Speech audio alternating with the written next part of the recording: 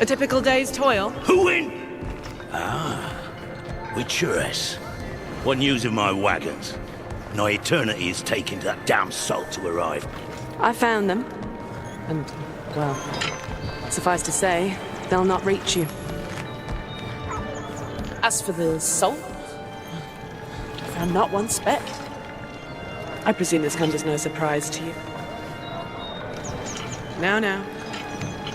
Kavir's smuggling trade is of no concern to me. Shush, shush, shush. The manticore that flattened your cart and devoured your men?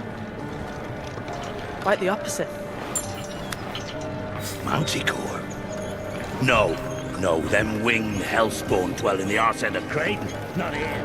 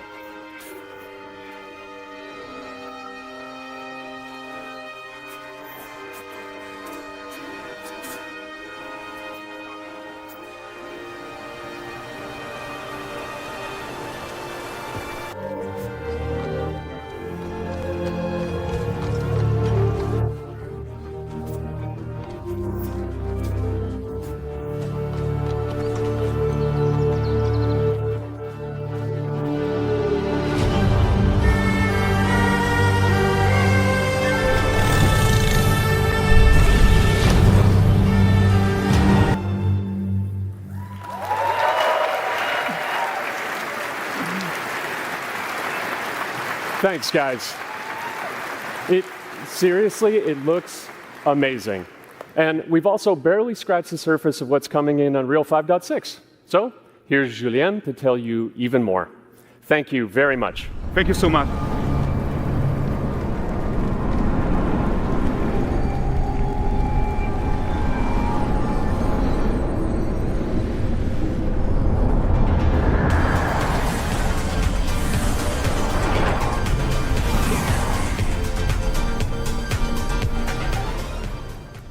Hey everyone, great to be here in Orlando. I spent a lot of time on this demo, so I'm happy to be the one to talk about what went into the 5.6 release. An open world like that was just the perfect content to focus on our main goal for the release, which was performance. We want the engine to scale to large and rich worlds, we want to preserve graphics quality, and of course, we want to deliver high frame rates that you and your players expect. So let's check it out, starting with rendering. If you all remember, when we released Nanite with UE5, it supported static geometry. Last year, we brought skinning to Nanite. And now, we're working on Nanite foliage. The only way to have a forest that looks as good as this one is to use 3D geometry for all parts of the trees, just like we do for everything else. However, this is a crazy amount of fine geometry, so we had to rethink how trees are created and displayed. To create them, we developed Nanite assemblies. These 28 little parts that you see are all that we use to build all the spruces from the forest. They are instanced thousands of times and used like building blocks to assemble trees in different ways. And as you probably noticed with the wind effect, they even support skeletal animation, which runs on the GPU. Thanks to assembly, we greatly reduce the storage, the runtime memory, and the rendering cost. Then, to display an entire forest, the challenge was to preserve fidelity and performance from any distance. Let's check up close the level of detail we're talking about here. Lots of details. But this triangle representation is not the most efficient when far away, due to the amount of overlapping. And that's why we made an adaptive voxel representation. But in reality, you'll never see those voxels this close, since when we move the camera back, they're barely a pixel. Nanite foliage is almost done. We are moving it to the main line as we speak, and it will be available for everyone in 5.7. Another thing I would like to share is that ray tracing and Lumen now run more than twice as fast, with no visual trade-off compared to when UE5 was released. And because of that, we can now hit 60 FPS on consoles. And finally, we rewrote the rendering pipeline to run asynchronously so you can increase the richness of your scenes even more. Now let's talk about chaos physics. For chaos cloth, we improve our cloth-to-cloth constraint solution. This removes a lot of collision evaluation when garments are piling up and interacting with each other. Even for complex setup like Series Cape, we hit a sub-millisecond budget on PS5. With Chaos Flash, we introduce procedural muscle activations to make deformation and motion more natural. Your artist will still have control over tetrahedral simulation and train ML models that run fast in real time. We now support the baking of fluid surface data into lightweight assets to be played back at low cost. This is going to give you high-fidelity water without the performance cost of real-time fluid simulation. For animation, we work on both performance and fidelity. Here, you can see how Siri and Kelpie match up in their interaction. Well, that works no matter the angle of approach. That's our Modes character motion matching solution. We also added motion matching in Sequencer to build stitch tracks. With them, you can seamlessly transition from gameplay to cinematic. Also, we now have a secondary layer of animation driven by physics in control rig. We used it in Kelpie's rig to drive the mane, the tail, and the saddlebags. And now, I'm happy to announce that all these features are already integrated into our new Unreal Animation framework, which we are releasing as experimental in 5.6. We built it with performance first in mind. Animation evaluation are now running in parallel off the game thread, which was our bottleneck. And for the other character systems that are just as costly, like movement, avoidance, state tree behaviors, we also move them to worker threads. This is really going to help you create scenes that are crowded and lively. Streaming has always been a big deal regarding performance. And the three biggest improvements we made are physics state creation, which now runs async, improved runtime PCG for ground scatter on GPU, and a new FastGeo plugin to stream static geometry. And just to take a different example, in City Sample, the streaming time was cut down by 90% while moving at high speed. We focus on a lot of areas for performance in 5.6, and mobile is no exception. We work on better defaults and scalability settings for mobile and minimize the default package size. We also improve our workflows with a UI refactor of the viewport toolbar and content browser, an on-device iteration workflow, and a mobile preview solution. So there you go. Unreal Engine 5.6 is all about performance, and it's available today.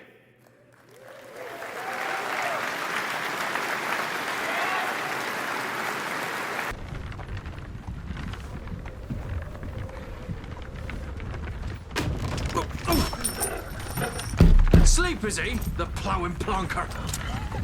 Break me pearlies on this blasted pit-ridden tract.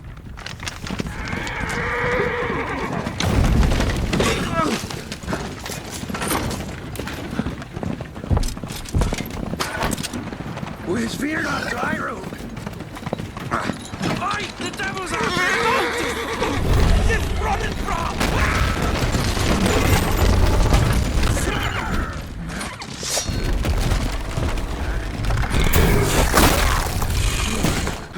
Look out there, shield us.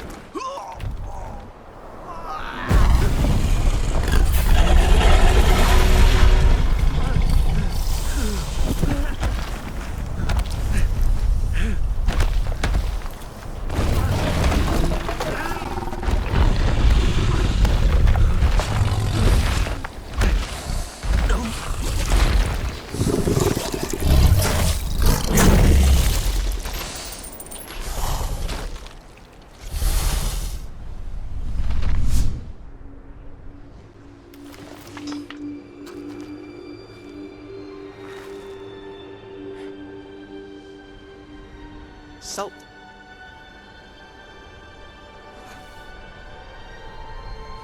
Almost had me fooled, Fruin.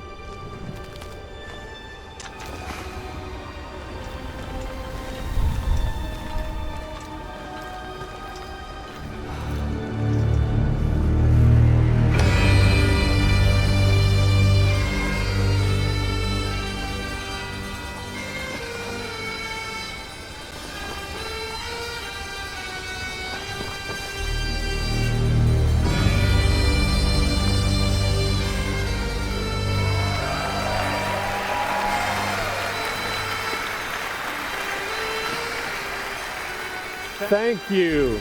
Thank you, everyone, and welcome to the State of Unreal at Unreal Fest Orlando. We're here to show you what's next with Unreal Engine and so much more. We are thrilled that you're able to join us. Thank you. But first things first, I'm here with Sebastian and Kitek from CD Projekt Red. We have a lot to talk about. Hey, guys. Hey. Thank you, Wyatt. Thank you, Ed, and hello, everyone. With The Witcher 4, we're stepping things up. And to do that, we needed the right partner, one that truly understands that great open-world games are all about art and technology coming together. Yeah, and look, our goals are completely aligned here. And around the launch of UE5, your awesome team at CD Projekt Red announced a collaboration to make open-world development in Unreal even better. And it's an opportunity, we just couldn't pass it up. So we've been working on a technical demo together to achieve just that. I think we should take a look at it. You guys ready? Born ready. Kaitek is going to play the build for us. Sure, let's do it.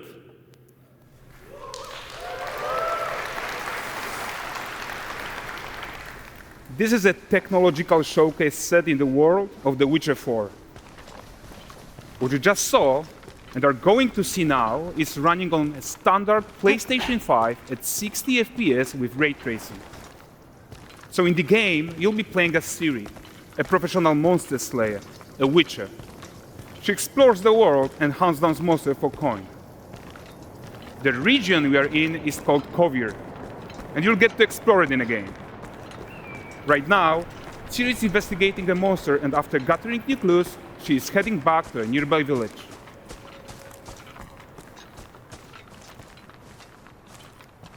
All right, everyone, meet Kelpie. Let weeds be weeds, Kelpie. So just like Geralt had Roach, Ciri has her own loyal companion. We return to town. These two characters need to feel like one. Since you're gonna explore the world on horseback, riding needs to feel seamless, natural, and just fun. Yeah, and to support that, we're introducing multi-character motion matching in Unreal.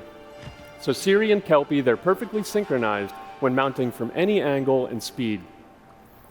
And we also support root motion movement on Kelpie, so controlling her feels realistic and grounded. And there are also some really nice improvements to our Unreal Chaos Flesh Solver and these machine-learned deformations. So you've got realistic muscles moving and stretching under Kelpie's skin without compromising the performance there.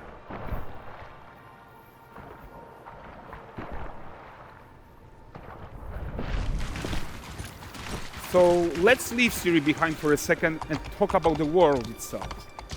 So much of the Witcher world is natural, organic, especially Kovir with its dense forest and wild nature. Yeah, and wild nature is hard. And with nanite geometry, we've freed artists from so many of their old constraints.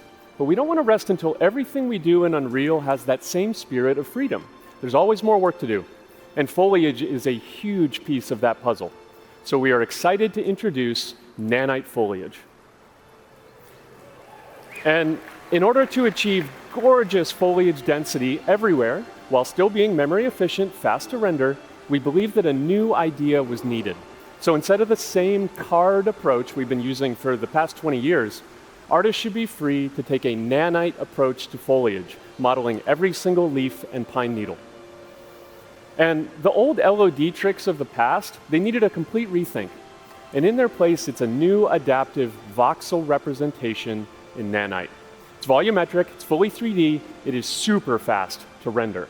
And these dense clusters of triangles turn into these cubes, which at a distance, they're no larger than a pixel, and they react to the changing light of our dynamic sun and our shadows, and they allow artists to render whatever amount of foliage is needed to achieve their vision without compromise. And no compromise means how ambitious we are when it comes to bringing our vision to life with incredible visuals. But more than that, together with Epic, we created faster way to load the world. We can now bring in more content more quickly for the smoothest possible experience as we fly down to catch up with Ciri.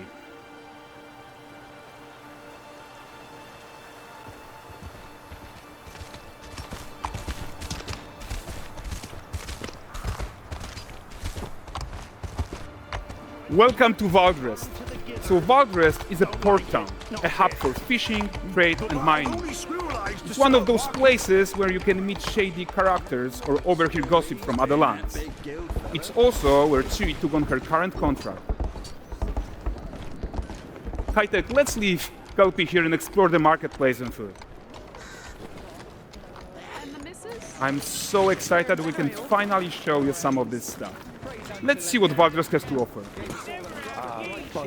Not her again. Not even at the Land Exeter Fair! Now, 9 gazes while I present him with a fish. For the furry rascal will often wink, and the fair's weight grants good fortune.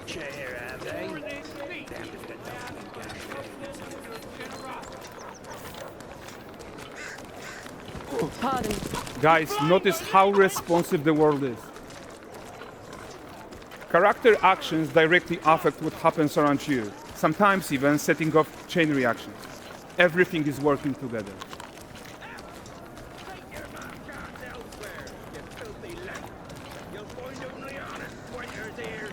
Oh, look at this poor gentleman being taught how to fly by an angry innkeeper. That's what happens when you cheat at Gwent. Last of it, is it? Ready to wait. Round ones, jingle in the purse.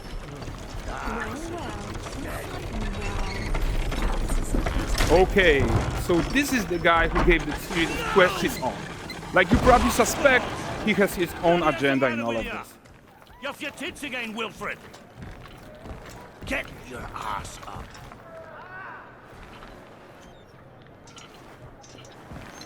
A typical day's toil. Who in? With Churres. What news of my wagons? No eternity is taking that damn salt to arrive. I found them. And, well, suffice to say, they'll not reach you. As for the salt, I found not one speck. I presume this comes as no surprise to you. Now. Kuvir's smuggling trade is of no concern to me. Shush, shush, shush. The manticore that flattened your cart and devoured your men. Quite the opposite. Manticore? No, them winged hellspawn dwell in the arse end of Creighton. Not here. While Siri decides what to do about that merchant, let's take a look at the character technology that powers this marketplace. Why don't we listen in on these fishmongers? They're selling their wares, chatting up customers. Morning, catch this is. Won't find none fresher. Reckon you ladies after one of Comes. Get this cleaned and gutted for you. You mind, dearest? Into seeing some and more. Got mackerel, cod, all Brexit's finest. And there is tons of tech at play here, even in this simple market stall. Metahuman tools, improved Unreal smart objects, chaos cloth, and more. Yeah, and all of this exists to make sure that the gap in quality between Siri and NPCs is as small as possible. Yeah, and closing that gap, it's not just about fidelity, right, but also authenticity. They should react to changes in the world around them.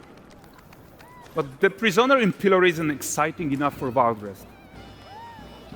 Let's grab everyone's attention with a circus.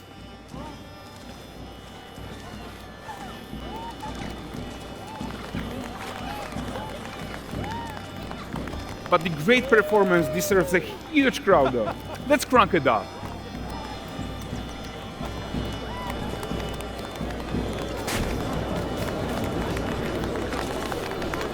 So you are seeing tons of optimizations here to many of Unreal systems, including an entirely new Unreal animation framework, allowing us to fit easily in our 60 FPS budget, not just in rendering, but also with room to spare on the game thread.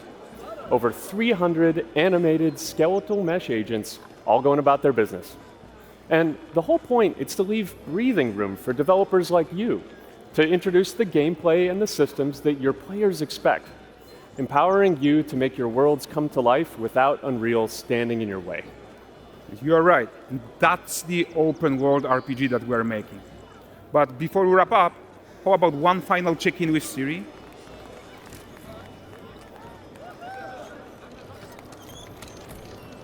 We are making this game to be the most immersive and ambitious open world Witcher game ever.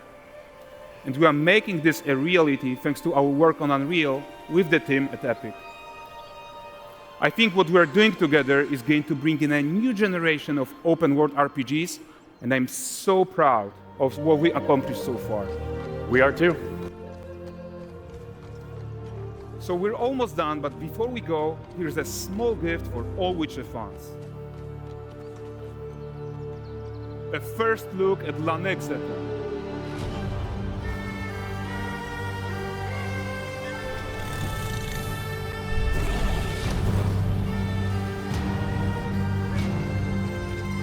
Onward, Kelby. We've worked.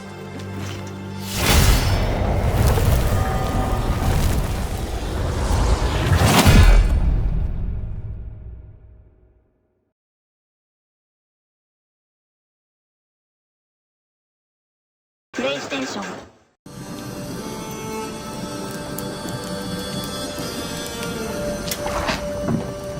Dearest daughter, I've watched ye grow from a devilishly curious child into a remarkably young lass with much grace, wisdom, and kindness. Take the easy times what shape us, nay. 'Tis how we rise to face the hard times what does that for us. Ye've an heart of gold. Ye've the spirit to overcome adversities aplenty. Darling, sweeten. Today's the day ye fill out your destiny.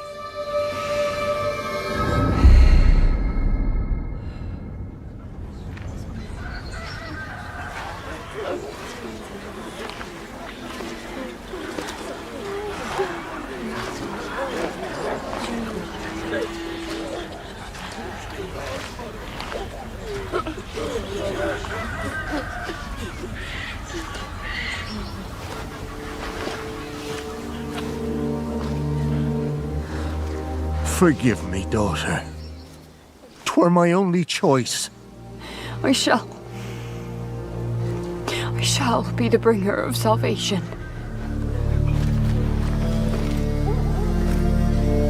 A witcher? Witcher! Whose coin did ye take? Nay, you can't. 'Tis tradition. Chosen she is, by the gods! No! You chose her.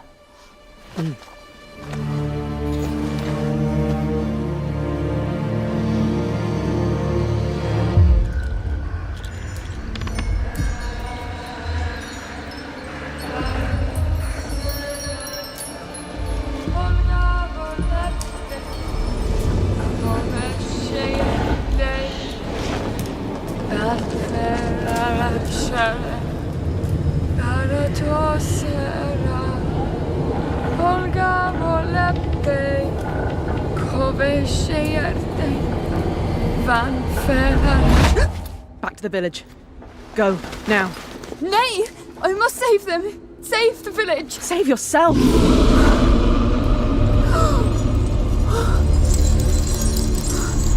Run! To shelter! To your father! Run!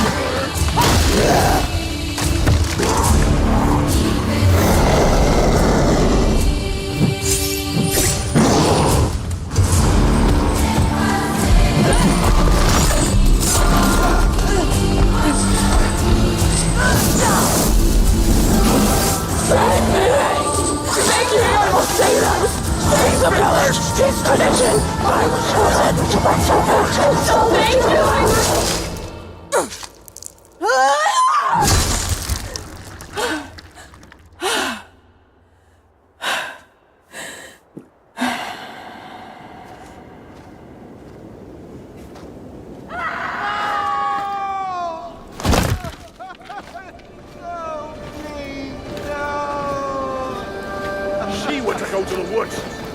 The chosen one. His tradition. Oh no, no, no.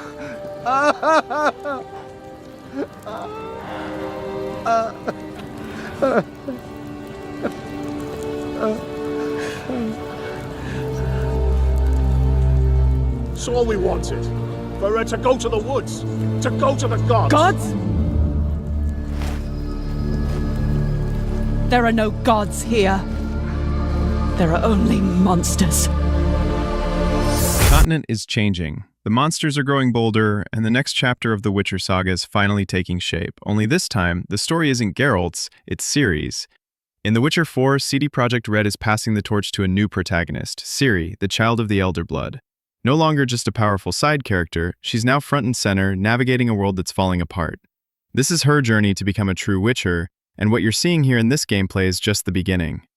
Officially announced in 2022, The Witcher 4 is still in full development and expected to launch sometime after 2027.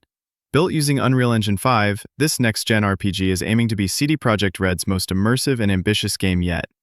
Everything from the world design and combat to the story and moral choices is being rebuilt from the ground up to push the franchise forward. Ciri's playstyle brings something new to the series. She's fast, agile, and deeply connected to magic, which makes for fluid combat and dynamic encounters. The game will still deliver the core Witcher experience, hunting monsters, exploring dangerous lands, and navigating deep choices, but through the lens of a younger, more emotionally complex character.